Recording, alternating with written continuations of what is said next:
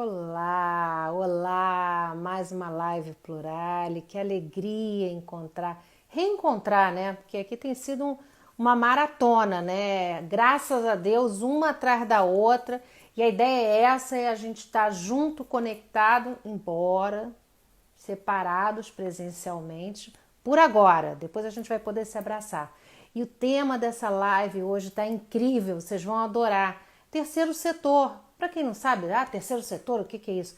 São as ONGs, os institutos, as OCIPs, todo mundo que ajuda a conectar essa rede incrível que faz toda a diferença, né? Faz as conexões, né? Governos, empresas, sociedade civil, né? E como é que fica agora na pandemia, né? Uma situação complicada, né? Porque tá tudo no digital, então a gente vai contar um pouco dessa experiência com duas especialistas. Eu trouxe gente assim, vocês vão ver, não estou exagerando não. É gente, a Renata Chagas, já ela vai estar aqui com a gente, eu vou ler a bio dela. A Renata é diretora-presidente do Instituto Neoenergia, tem uma longa trajetória, eu vou mostrar aqui para vocês. E a Andréa Gomides, também, experiência, uma trilha incrível no terceiro setor, ela é fundadora do Instituto Eclos. Então eu vou ler enquanto a turma está chegando, eu queria já cumprimentar todo mundo, Alessandra, Lívia, Cristina, nossa, tô vendo tanta gente querida aqui, Lara, Esther, Isabela, João Vitor, tem uma turma aí maravilhosa. Contar para vocês, a Renata é minha colega jornalista, atuou nas áreas de comunicação, marketing e sustentabilidade de grandes empresas globais, como a Iberdrola e a Prudential. Em 2014, a Renata ingressou de vez no mundo da sustentabilidade ao assumir o Instituto Iberdrola Brasil, que em 2018 passou a ser o Instituto Neoenergia. Atualmente, a Renata lidera o Instituto, desenvolvendo projetos sociais nas áreas de atuação da Neoenergia. Que é a Renata. E aí, já chamando a Renata, eu vou contar para vocês. São duas, tá? É uma hora direto, a gente vai estar aqui. Ei, Renata, alegria, Tudo bem? gratidão, alegria. E aí eu estou contando aqui que é uma maratona, porque é uma hora, a gente vai conversar sobre isso direto.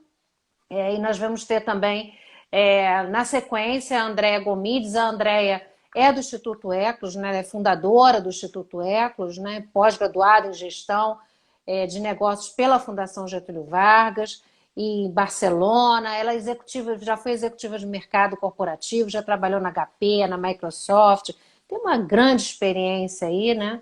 E a gente vai poder conversar, dialogar, né, ao longo dessa noite, né, sobre essa experiência, né? E a gente vai ter um tempinho aí para conversar. E eu queria que você começasse contando, por favor, Renata. Antes de mais nada, eu queria contar para você o seguinte: tem uma coisa engraçada, é, alegre, né? Eu trabalhei muito tempo no Jornal do Brasil. E no Jornal do Brasil eu conheci alguns dos seus colegas, o Marcos Barros Pinto, a Berenice Menezes, essa turma toda. Então, assim, a gente, de alguma forma, a gente esteve conectada. Não sei se diretamente agora, talvez antes, talvez no futuro, enfim. Então, assim, importante é que a gente está sempre junto, né? Sempre participando dessa rede, né? E a Andréia eu já conheço também de uma longa trajetória. Então, assim, eu fiquei feliz da gente poder se conectar. Que bom. Acho que essa rede de comunicação e sustentabilidade, em algum momento, a gente acaba sempre se encontrando, né? Exatamente, é isso mesmo.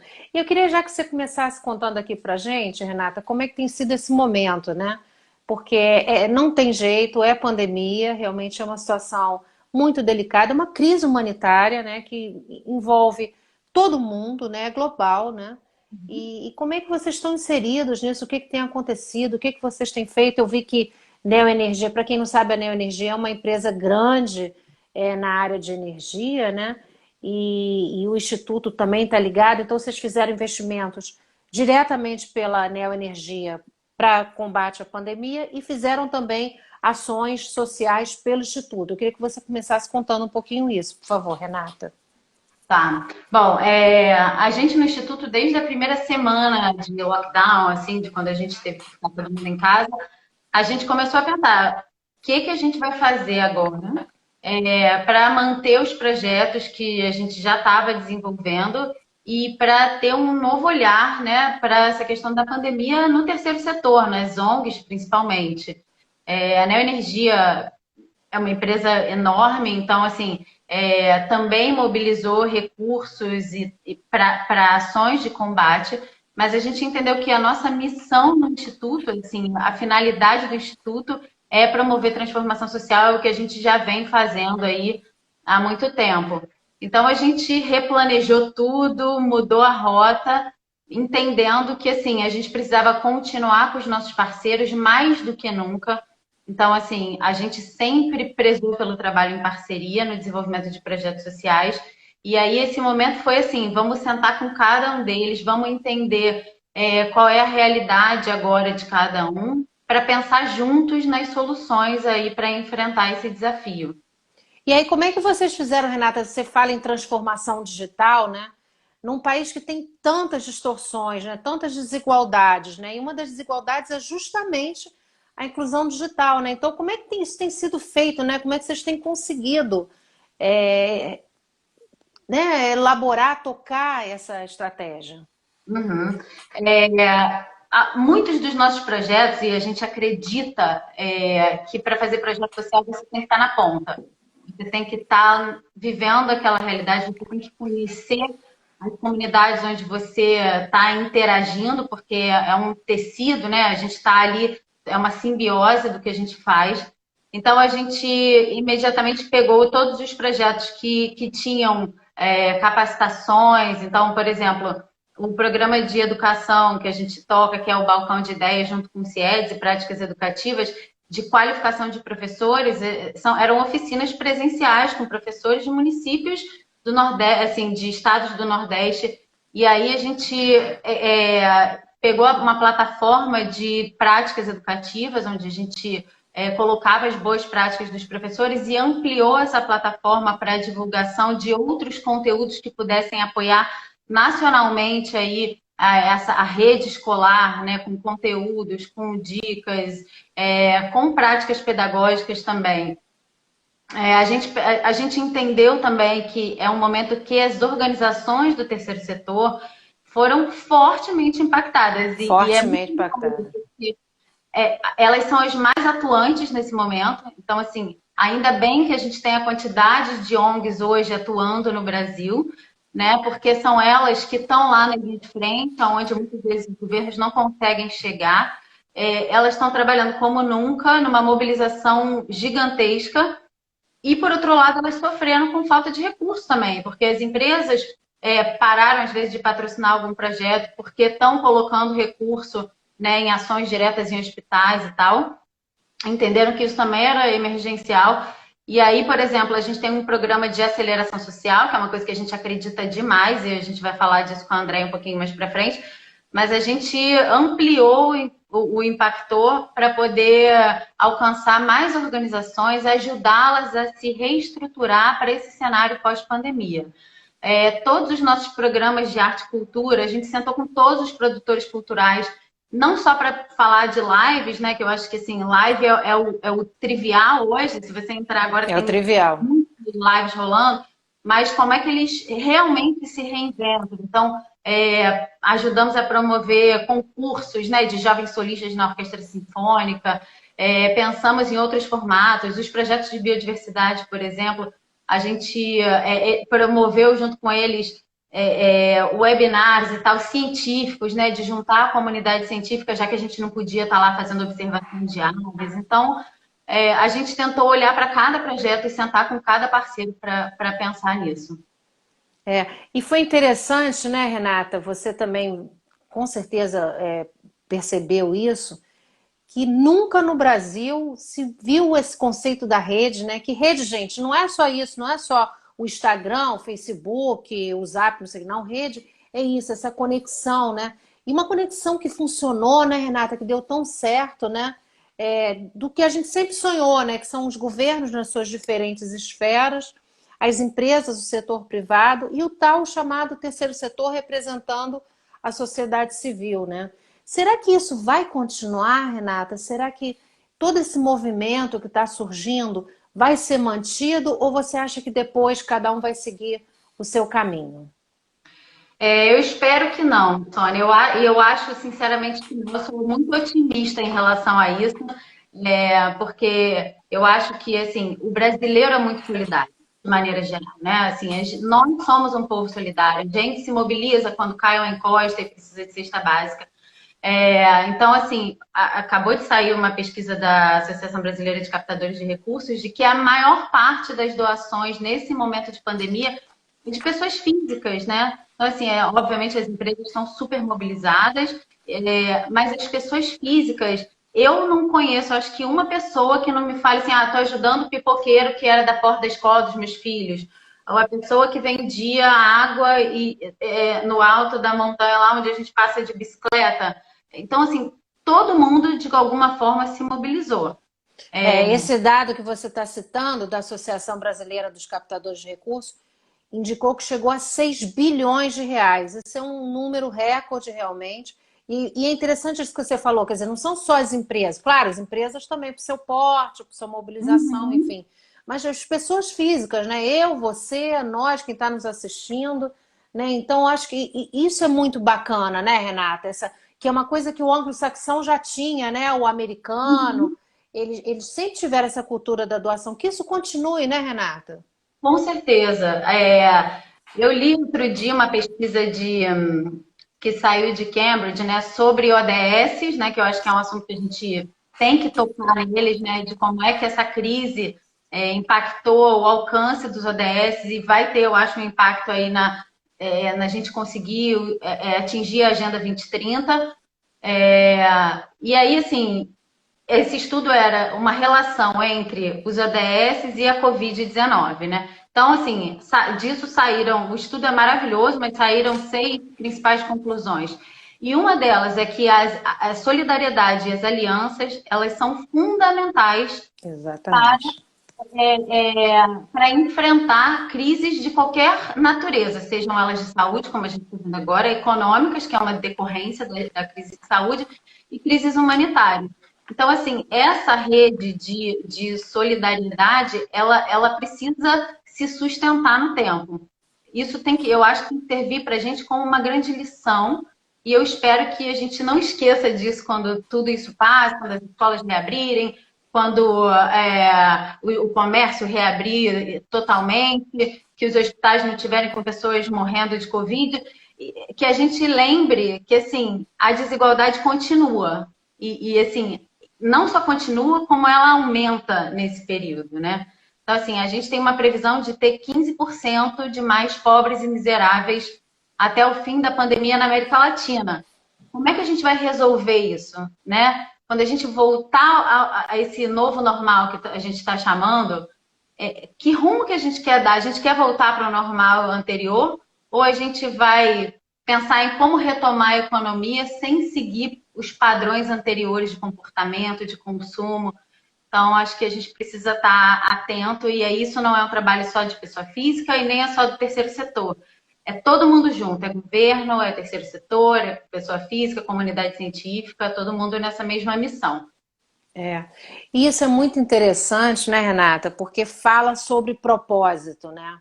Fala sobre pertencimento, sobre engajamento.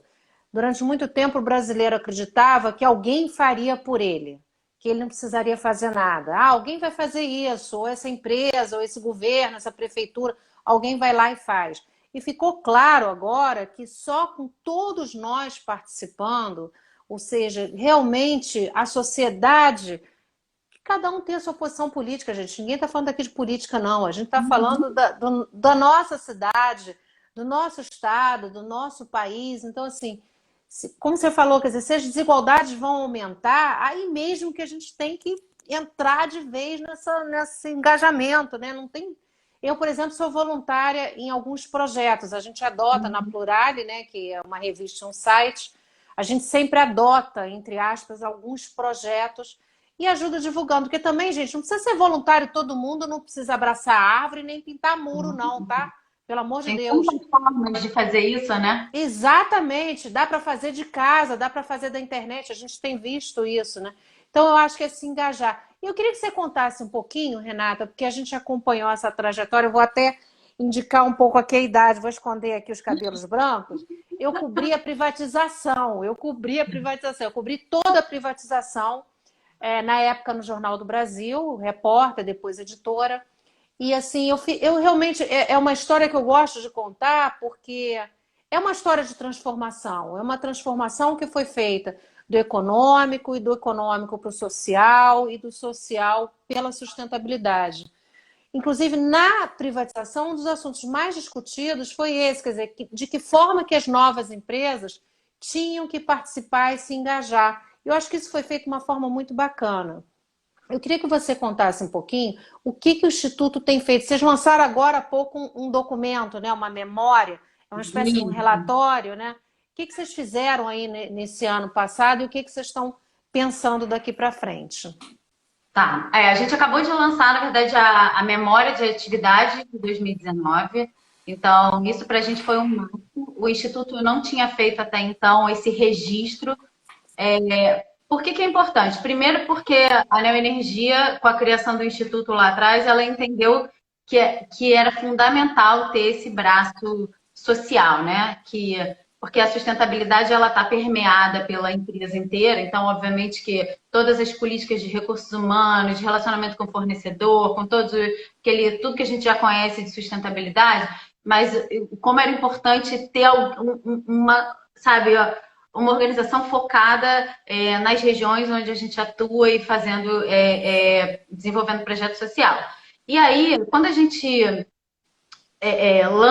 faz um documento desse, a gente consegue ter esse overview, assim, olhar para o passado e entender assim, quanto a gente impactou a vida das pessoas, né? E quanto a gente também foi impactado por esses projetos positivamente. A importância das redes e das parcerias, aí eu volto a falar nisso. A gente não faria nada se não fossem as organizações que estão junto com a gente, né? E assim, a gente desde o início quis se colocar não como financiadores de projetos. Então, assim, para a gente não funciona pegar um projeto que já existe e falar, olha aqui, toma o recurso e eu vou Cita embora. alguns, Andréia, cita. WWF, quem que entrou junto com vocês? WWF Brasil, o CIEDES na parte de educação e informação, o Porto Social lá de Pernambuco, do Fábio Silva, maravilhoso. Um abraço para o pessoal do Recife. Recife. Silvio César, meu amigo, e todo mundo. O próprio Instituto Ecos, que está com a gente, assim, não impactou. Da Andréia. A Andréia tá também conectada com vocês. Vou falar daqui a pouco com vocês. A SAVE Brasil, no Programa de Migração e Preservação de Aves. Então, assim, tem um monte de parceiros junto com a gente está ampliando, né? Então, assim, eu acho que é importante a gente ter esse recorte, porque a gente entende qual é o rumo também, né? Aonde a gente continua, o que a gente muda, se tem que mudar o rumo. Mas realmente foi muito importante, porque a gente trouxe os depoimentos dos parceiros que ficaram com a gente, o registro fotográfico, assim, a gente está muito, muito feliz de ter conseguido lançar isso nesse momento, né? Muito bom. É um registro, né? É um registro da história. Eu queria já mandar um abraço para a Ana Trícia Borges está aqui. Estou vendo uma turma ótima aqui, Renata. Seu fã-clube é imenso, você não tem noção. Quantidade de coraçãozinho que está passando por aqui que eu não dou conta. Eu não dou conta de perguntar, de ver a turma toda. Mas ela está chegando... Exatamente. A Ana Trícia foi fundamental. A turma toda em rede, né? A Approach, a Agro, a comunicação, a turma que está toda conectada. Acabou de chegar uma pergunta aqui, Renata, a Daniele Torres, a Daniele trabalhou comigo há algum tempo e hoje em dia ela tem uma agência muito focada em cultura, né? Que é a Companhia da Cultura. E ela pergunta para você como é que vai ser esse cenário daqui para frente, né? Um cenário, como a gente está falando, que vai ter que ter a parte mais digital, né? Como que se faz para chegar? De que forma que vocês estão fazendo essa capilaridade, né? Como que lida disso? E também ela questiona também a questão da fome, né? Porque a fome passa a ser um assunto essencial, né? Dani, um beijo grande para você. Obrigada pela pergunta e pela interação. Eu acho que a gente, com relação a, assim, vou falar da fome porque me veio já o projeto que a gente está fazendo até junto com o CIEDES, e de novo eu reforço essa importância da gente ter parceiros em que a gente confia e trabalha junto.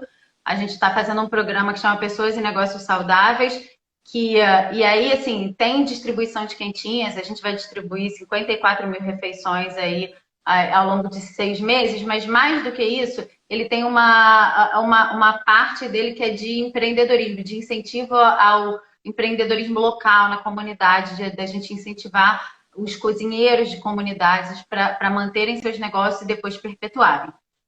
Com relação assim à transformação digital, né, e como é que a gente está fazendo isso, eu acho que tem uma coisa que é meio um caminho sem volta. E aí, assim, existe uma parte que a gente vai ter que voltar para o Marante, porque, como eu falei, nada substitui o olho no olho, a gente está na ponta. Eu tô Ainda mais louca para essa voltar. área, né? Essa área, não Eu sei. fico desesperada, porque eu quero estar lá. Eu, Duas. assim, eu amo o Nordeste. Se eu pudesse, eu estava lá no sertão fazendo as coisas, porque assim, eu adoro estar aonde as pessoas, né, que a gente está impactando estão. Não é possível nesse momento. Por outro lado, todas essas soluções que a gente tem encontrado, elas podem amplificar o que a gente está fazendo. Então, vou dar um exemplo. A gente tinha um projeto programado para esse ano que é o Caravana Energia que Transforma. O objetivo desse programa é levar capacitação a produtores culturais do interior do Rio Grande do Norte. Porque a gente lá faz o edital de cultura, né? Há 20 anos, a Coserno, que é a nossa distribuidora local, faz o edital, e a gente percebe um número muito grande de organizações de Natal, né? Por quê? Porque a gente acha que não consegue alcançar o cara lá do interior, acha que muitas vezes ele não consegue, não sabe submeter um projeto a um edital. Então, a gente identificou essa necessidade, essa oportunidade, e a gente tinha se programado para fazer 4 incursões ao interior do estado. Com a pandemia, a gente falou, cara, mais Não dá. urgente do que nunca para viajar. Então, como a gente fez? Migrou tudo para online. A gente está fazendo as capacitações online. Resultado, a gente alcança um número muito maior de pessoas, reduz o custo de deslocamento, de viagem aérea, de hotel, de aluguel de espaço, não sei o quê, e consegue, inclusive, aumentar o investimento no próprio projeto. Então, eu acho que daqui para frente, o que a gente vai ter que fazer assim, por mais que a gente queira estar sempre na ponta, é pensar, é necessário ou a gente alcança mais gente se a gente migrar isso para o digital, né? O Impactou, a mesma coisa, é um programa de aceleração que assim, a gente encontra as pessoas, senta junto, entende a realidade daquela organização, identifica as necessidades e trabalha em cima delas.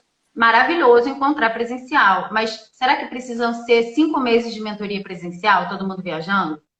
Ou a gente aumenta o número de organizações beneficiadas, diminui viagem, e aí, de repente, faz só a abertura e a banca final lá com o pitch, que a gente, enfim, doa um recurso no final do programa. Então, assim, tudo isso eu Tem acho que a gente muita. vai ter Dá que... para reinventar, né? Tem que Dá para reinventar recriar. voluntariado, assim, né? A Neoenergia é muito forte em voluntariado corporativo, né? A gente tem... Os nossos colaboradores são extremamente engajados nas questões sociais, a gente se orgulha pra caramba disso. Eu vi uma ação linda, a ação dos voluntários da empresa da Neoenergia escrevendo cartas para os idosos de asilos. Eu achei lindo isso. Não, Achei isso é muito tão. importante. A gente, qualquer iniciativa que a gente faça de voluntariado, assim, o engajamento é muito alto. E aí, aí para projetos sociais nossos do Instituto, a gente sempre busca juntar os projetos com voluntariado corporativo, né? Envolver os nossos colaboradores nos projetos.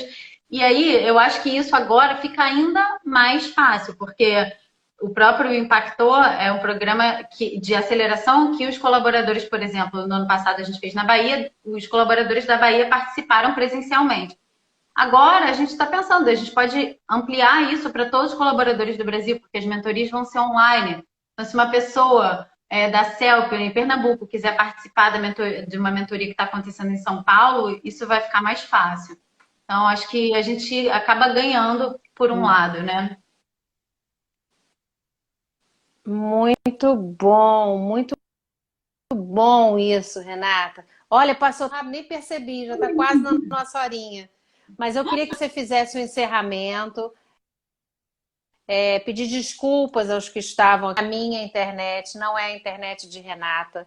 é a internet geral, é o mundo todo conectado, acaba que acontece essas coisas, mas nós estamos agora, faz um fechamento pra gente aí o que vem pela frente.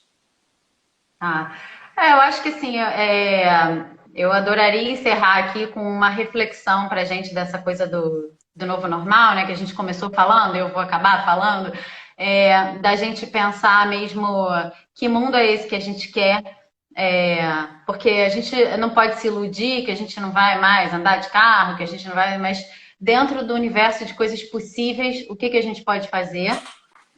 Aonde que a gente pode mobilizar as empresas onde a gente trabalha, as pessoas que estão no nosso redor, ter esse olhar atento para o outro, eu acho que isso é fundamental. Não adianta a gente só pensar em levar uma cesta básica uma vez por ano para uma família, porque isso não vai resolver o problema dela. Então, como é que a gente realmente faz a diferença para lutar pela melhoria para a gente tentar resolver a questão da fome, para a gente tentar melhorar a saúde pública, né? Então, assim, é muito da gente pensar como é que a gente pode mudar a nossa vida para a gente ter esse novo normal melhor, como a gente quer ter, mas alguém tem que começar fazendo, e eu acho que somos nós mesmos. Então, e eu acho que parceria sempre, e eu volto a falar, eu acho que a Andréia vai entrar aí, a Andréia é parceira nossa agora em 3 frentes de trabalho, porque a gente só tem a ganhar, todo mundo trabalha junto, as organizações estão fazendo trabalhos maravilhosos, então vamos esquecer, principalmente no terceiro setor, não existe concorrência. Vamos dar as mãos, vamos entender onde é que a gente pode atuar juntos, e vamos lá. A própria Neo Energia, eu só lembrei agora que estou falando, se juntou com um monte de outras empresas do setor elétrico para fazer uma doação para a Fiocruz, para uma causa que assim é de todo mundo, né? Então, vamos pensar nisso como empresa, como pessoa física, jurídica, como organização. Tá? Obrigada pela oportunidade, pela conversa, e a gente está junto aí pela sustentabilidade. Obrigada.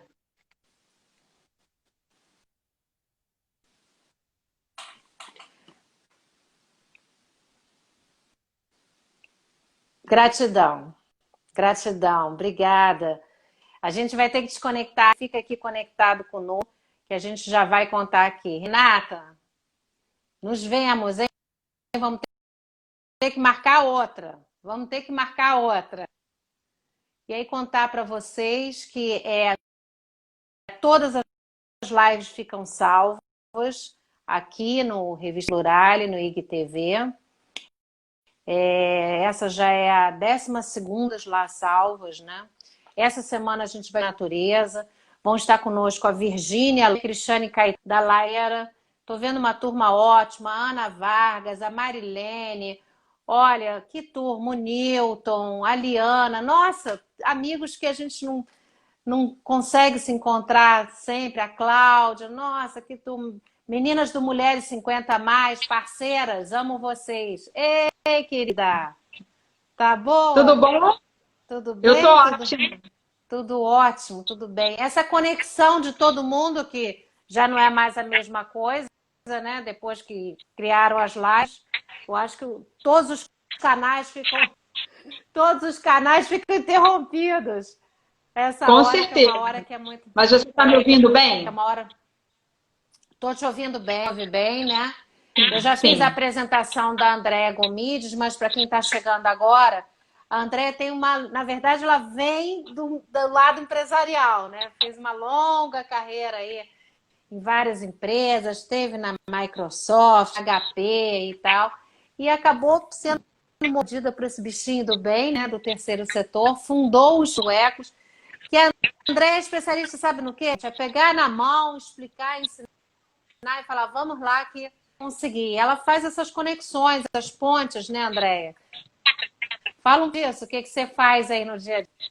Sim, exatamente. Primeiro, linda essa live com a Renata, super Obrigada. Parceira nossa aqui no Instituto uma querida, né? Nossa, assim, acho que é genial trabalhar com a Renata e com toda a equipe da Neo Energia, que a gente percebe, é difícil você ver numa empresa em que você tenha todos os níveis hierárquicos tão comprometidos com a questão social. E acho que na Neoenergia a gente vê muito isso. A gente hoje teve uma banca para selecionar os projetos da versão Impactou Especial Covid, onde a gente contou com a diretoria e com o presidente da empresa. Então, quando você vê o presidente de uma empresa assistindo os vídeos de um projeto social, você vê o quanto essa empresa está, de fato, comprometida com as questões sociais, né? Mas, pois é, vim do mercado corporativo, já sentei lá do outro lado, e, assim, fiz projetos sociais de muitos anos, e realmente, assim, me sensibilizei principalmente para essa questão da desigualdade social. Eu acho que o bichinho aí que me mordeu, como você falou, foi a gente olhar para o outro. E aí, em 2007, eu resolvo sair do mercado corporativo e fundar o Instituto Eclos, que tem justamente esse objetivo. Acho que você resumiu super bem o que a gente faz, né? Unir forças, criar essa rede onde a gente se une, dá as mãos e vamos juntos tentar fazer com que o impacto social seja ainda maior, né? Acho que esse que é o principal objetivo aí do que a gente faz. Conta um pouco, André, me corrija se eu estiver errada. Você participou dessa rede grande aqui no Rio contra o Corona, né? O que vocês conseguiram fazer? Como é que foi essa mobilização, né? Em tempo tão curto e arrecadaram e viabilizaram tantos projetos? Sim, nós começamos no dia praticamente que começou o isolamento social, no dia 14 de março. Inclusive, acho que hoje é dia 14, não é? Porque hoje faz 4 meses. Julho, 14 de julho. Hoje a gente está há 4 meses trabalhando nessa iniciativa e acho que assim, eu nunca vi a gente no Rio de Janeiro fazer uma movimentação tão importante sob o ponto de vista de doação. Hoje nós atingimos 55 milhões de reais captados aqui no Rio de Janeiro. Então isso assim é impressionante, né? Um número assim gigantesco. Nós já ultrapassamos as 300 mil famílias beneficiadas com o Rio contra a Corona. Então são números e aí envolve assim empresas e pessoas físicas também. Tem doação de desde R$10 até doações muito mais significativas, vinda de empresas ou das grandes fortunas, né? Porque Sim. Hoje, se a gente... hoje teve, inclusive, um manifesto aí dos milionários dos Estados Unidos e Europa pedindo uma taxação mais alta para eles conseguirem financiar os impactos do coronavírus. Então, eu acho que essa sensibilização, de fato, da doação dos R$10 até das grandes fortunas tem sido muito importante nesse momento. Então, nós mobilizamos, atualmente nós estamos com 78 organizações da sociedade civil que fazem parte dessa rede de distribuição das cestas básicas em 248 comunidades daqui do Rio de Janeiro. Então, assim, são números inacreditáveis, né? Quando eu comecei a ideia que eu me uni ao Instituto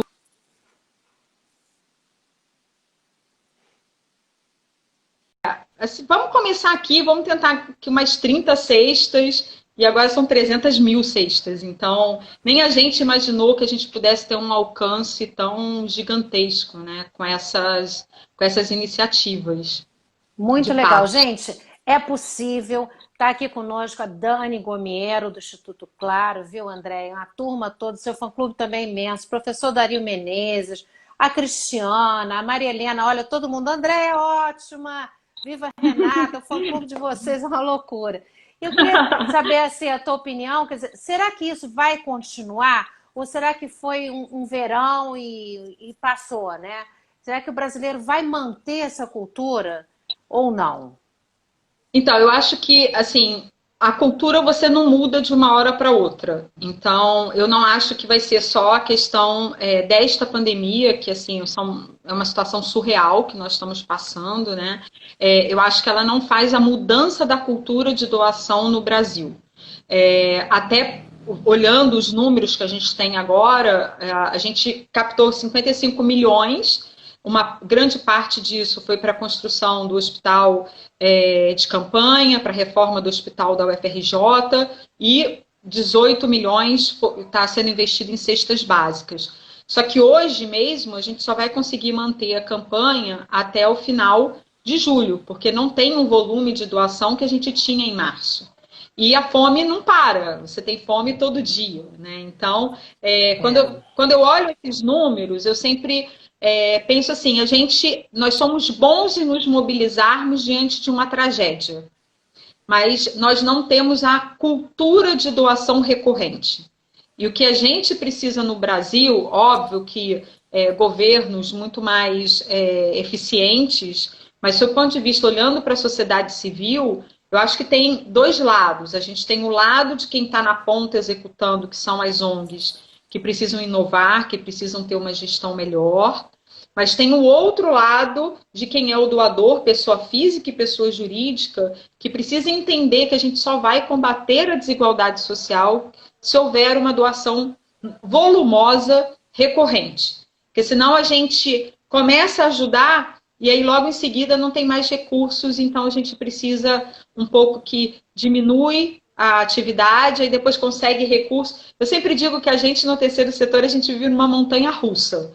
Então verdade. Tem hora que dinheiro está tudo lindo, estamos gerando impacto e tal, aí de repente, acaba o dinheiro, aí a gente vai ali fazendo na paixão, no amor, no voluntariado, e aí as atividades caem, atende menos pessoas, e a gente fica, né, nessa montanha russa em termos de doações. Então, eu acho que é claro que eu estava esses dias numa live com a Granado, com a Cici da Granado, e ela me falava isso, eu falei assim, André, a gente sempre fez doações aqui na Granado, mas a gente nunca falou, porque a gente não quer usar a questão das doações... Como marketing, né? Como marketing. E eu falei para ela assim, não, pelo amor de Deus, você precisa contar isso, porque é justamente esse exemplo de uma empresa que vai puxando as outras, né? A gente, com a Renata, com o Instituto Neoenergia, nós lançamos o edital Impactou, que é essa versão coronavírus, né, Covid-19 especial, em que a gente teve a preocupação de, logo no início, fazer uma doação de R$20 mil para cada organização da sociedade civil. E até isso gerou um artigo da Renata na Folha, que eu super sugiro que todo mundo leia, porque eu acho que foi o primeiro movimento, talvez, não sei se teve outro, pode ser que eu esteja sendo injusta com alguma outra empresa que tenha feito, mas acho que foi um dos primeiros movimentos a olhar para a sociedade civil e falar assim, peraí, essas ONGs, muitas empresas suspenderam o financiamento.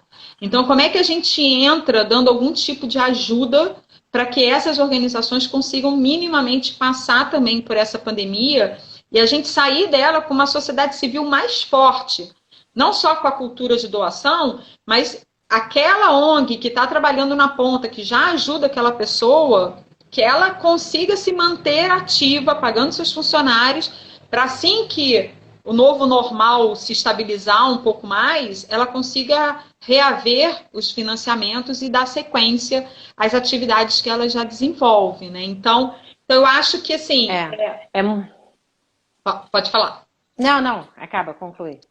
Não, eu acho que, assim, eu não sou tão otimista no sentido de uma mudança cultural, mas eu acho, sim, que a gente que a gente está tendo um processo de conscientização individual de cada um, não só dos milionários, mas principalmente deles, que viram o momento de falar assim, peraí, né, eu tenho tudo isso. Eu lembro que eu assisti uma live, não me lembro se foi uma dessas duplas sertanejas, que eles falaram que eles estavam com 6 funcionários dentro de casa, porque a casa deles era gigantesca. E aí eu fiquei me perguntando, eu falei assim, para que, né, essa casa gigantesca? E aí quando você olha, essa semana eu recebi um vídeo da Rocinha, aqui do lado, da Rocinha, onde a gente estava fazendo uma entrega de uma cesta básica lá, que a casa da senhora, ela tem o teto baixo, então ela não consegue ficar em pé dentro da casa. E a geladeira é quase um armário, porque a porta ela sai assim, então ela só encosta a porta. Então ela não tem geladeira, o fogão muito ruim, não consegue ficar em pé dentro de casa, e essa é a realidade não só dessa senhora da Rocinha, mas essa é a realidade da maior parte da população no Brasil. Então, ou a gente passa por um processo de reflexão e conscientização disso, ou, de fato, a gente vai continuar vivendo uma classe média alta numa bolha, enquanto a maior parte da população vive numa situação de fome, de desigualdade, de tudo, de baixa escolaridade, qualidade ruim da educação. Então, assim, eu acho que é um grande momento, de fato, para a gente aproveitar o isolamento, mas ampliar essa conexão que a gente tem, né? Essa reflexão de como, às vezes, na nossa janela, a gente está vendo uma pessoa numa comunidade e a gente se colocar naquele lugar, se colocar, entendo que ir para um hospital público que não necessariamente tem as condições necessárias, tem leitos suficientes, não só agora na pandemia, a gente já vivia uma situação na área da saúde, né? Então, eu acho que é um bom momento de reflexão. Acho que isso é super importante. Sem dúvida, André, é um bom momento de reflexão. E eu queria dedicar essa live para o nosso amigo que partiu tão precoce, o Alfredo Sirquis, escritor, jornalista, ex-deputado. É uma pessoa muito engajada na causa.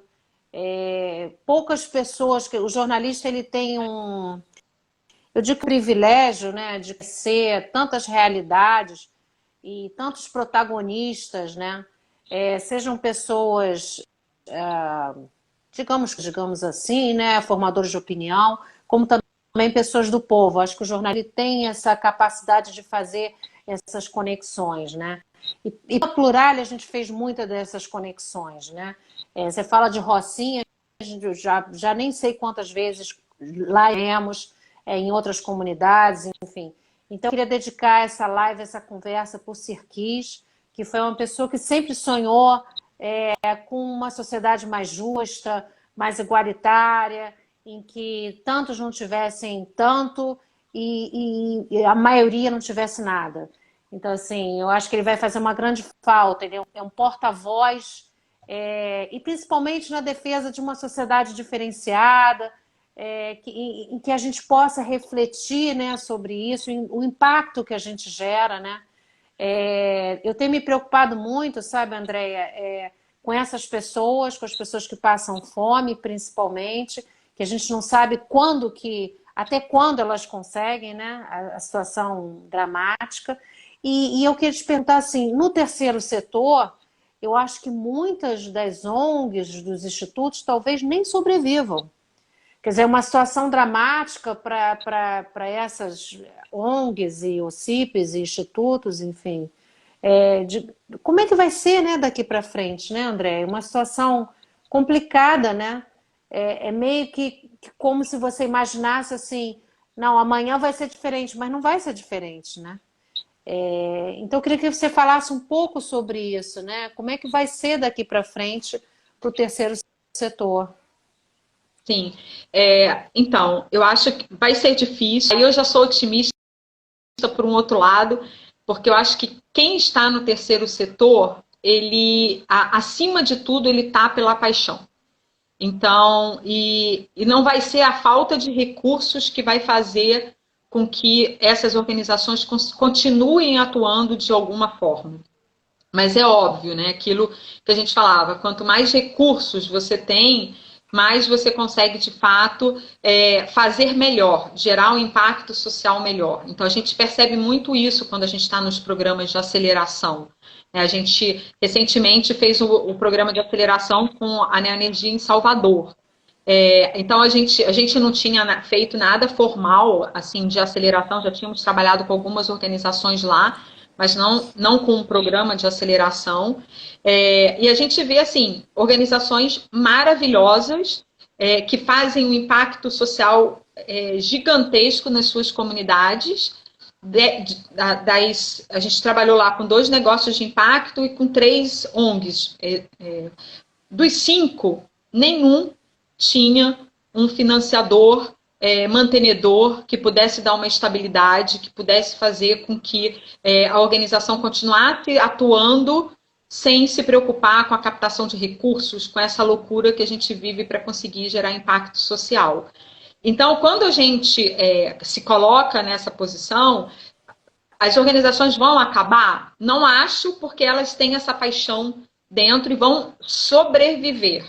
Mas a gente tem que eu sempre olho uma ONG como uma empresa, no sentido de que o importante para essa ONG, ela, óbvio que ela não vai ter um produto, um serviço para ser vendido, né, como uma empresa, mas ela precisa ter um plano de sustentabilidade, ela precisa ter um plano de captação de recursos, ela precisa ter uma estrutura financeira para, num momento de emergência, ela conseguir sobreviver.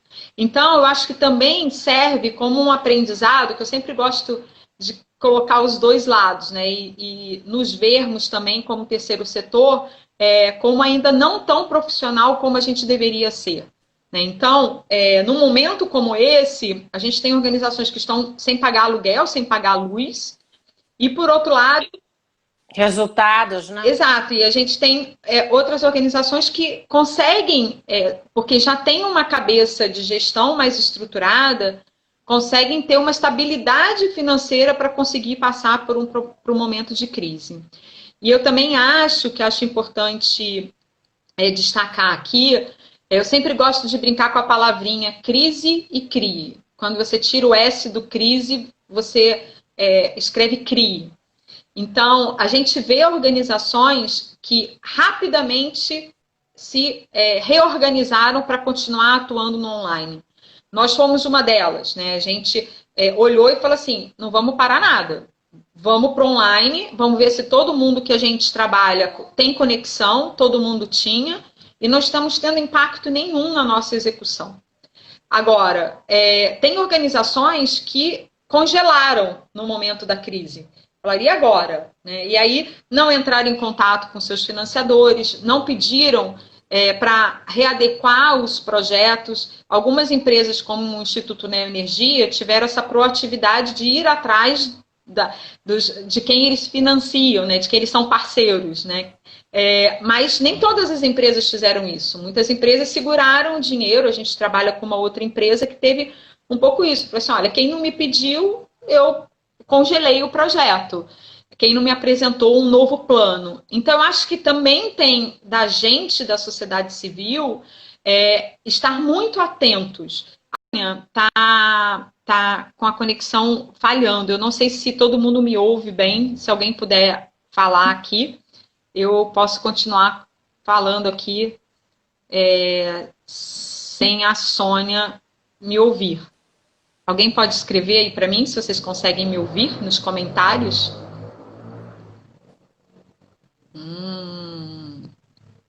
Peraí, que tem muitos comentários. Ótimo, estão ouvindo sim. Eu acho que a Sônia que tá com dificuldade de conexão, né? Oi, olha, na Onda Belas de Búzios, que demais, saudades de vocês. A gente vai vendo as pessoas aqui que a gente conhece aqui assistindo a live. Super obrigada, pessoal, por estar aí. Já as praias vão estar liberadas novamente na Onda que fica em Búzios. E esse projeto, eles trabalham com mulheres elas, que é incrível, porque eu nunca tinha surfado. Pedir para você. Tá.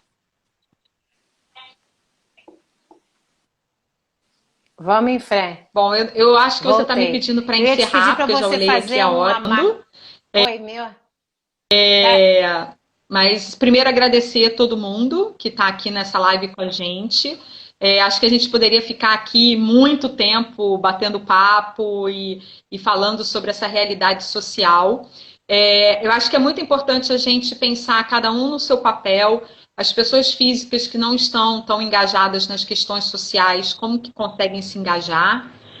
As ONGs, como que conseguem?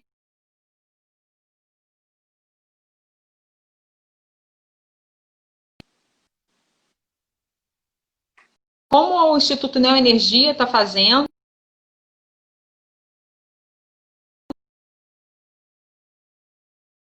do Rio Grande do Norte. Então, acho que assim, a gente não pode parar, né? A gente não pode, a gente tem que resistir ao coronavírus, à fome e à desigualdade social. Então, não vamos desistir, vamos juntos resistir aí, criando essa corrente aí do bem.